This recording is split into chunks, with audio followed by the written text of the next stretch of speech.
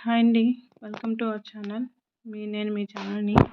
ఈరోజు మనం cup cakes చేస్తున్నామండి. పెరుగు, ఓవెన్, ఎగ్ ఇవేవి లేకుండా, వెనిగర్ ఇవేవి లేకుండా చాలా ఈజీగా మనం ఇంట్లోనే తయారు చేసేయవచ్చు.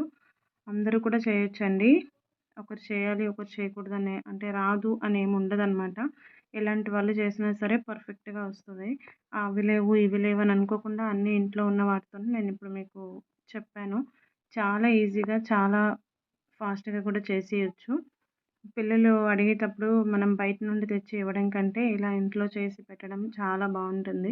అది వాళ్ళకి కూడా హెల్త్ బావుంటుంది. మనకు కూడా ఒక సాటిస్ఫాక్షన్ ఉంటుందనమాట. పిల్లలకి ఇవి చేసి పెట్టాము అని. సో, దానికోసమని చూడండి ఇక్కడ అన్నీ నేను రెడీ చేసుకున్నాను. మైదా అండ్ ఇలాంటి కప్పులు తీసుకున్నాను. టీ కప్పులండి అవి. మనం కూర కప్పులను కూడా పెట్టుకోవచ్చు. నెక్స్ట్ సాల్ట్ తీసుకున్నాను బేక్ చేయడానికని. Next sugar, butter and vanilla essence, ఇంకా baking soda, baking powder, milk, salt, ఇంకా లెమన్. వీటన్నింటిని కూడా ఇలా అన్నింటినీ మనం పక్కన పెట్టుకుంటే ప్రాసెస్ అనేది తొందరగా అయిపోతుందనమాట. కేక్ కూడా చాలా ఫ్లఫీగా వస్తుంది. లేట్ అవ్వకుండా ఉంటుంది. తర్వాత స్టవ్ ఆన్ చేసి ఒక కడాయి, పాత్ర ఏదో ఒకటి పెట్టుకొని దాంట్లో ఆ సాల్ట్‌ని వేసేసి స్టాండ్ పెట్టి ప్లేట్ పెట్టుకోండి. ఇలా ప్లేట్ పెట్టుకున్న తర్వాత దానిపైన మూతను పెట్టేయండి. ఆ ప్లేట్ ఇటు అటు అంటే ఎటో ఒక దిక్కు కాకుండా మధ్యలో ఉండేటట్టు చూసుకొని దానిపైన మూత పెట్టి ప్రీహీట్ చేసుకోవాలి ఓవెన్ లాగా.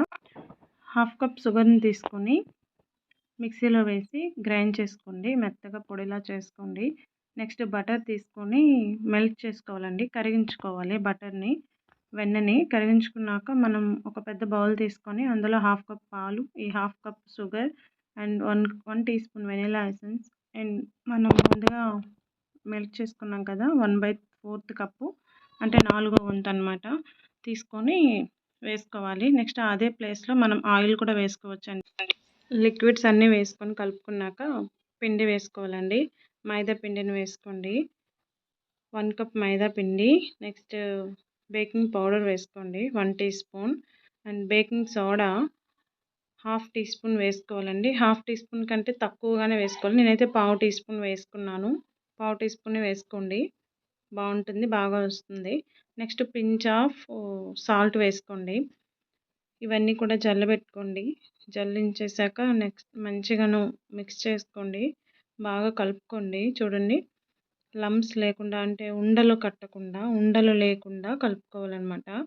ఎక్కడ కూడా పిండి పిండిగా అనిపించకూడదు. మంచి క్రీమీ టెక్స్చర్ రావాలన్నమాట. చూపిస్తాను చూడండి. మీకు ఇదే విధంగా ఈ విధంగా రావాలి బ్యాటర్ అనేది.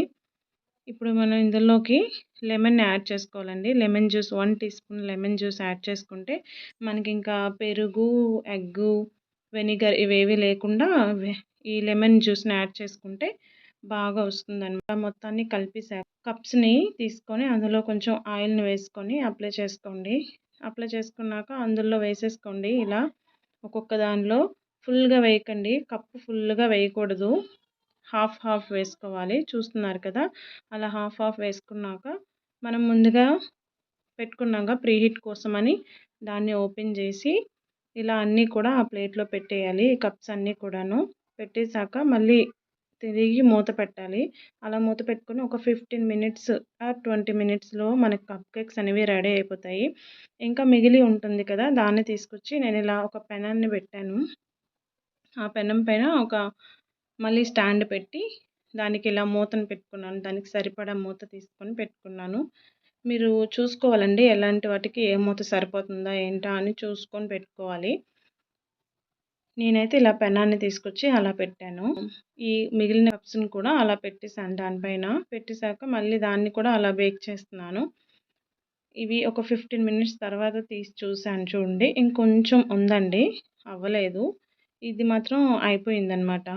తొందరగా ఫాస్ట్‌గా అయిపోయింది. ఇది లాస్ట్‌కి పెట్టినా సరే ఫాస్ట్‌గా అయిపోయింది.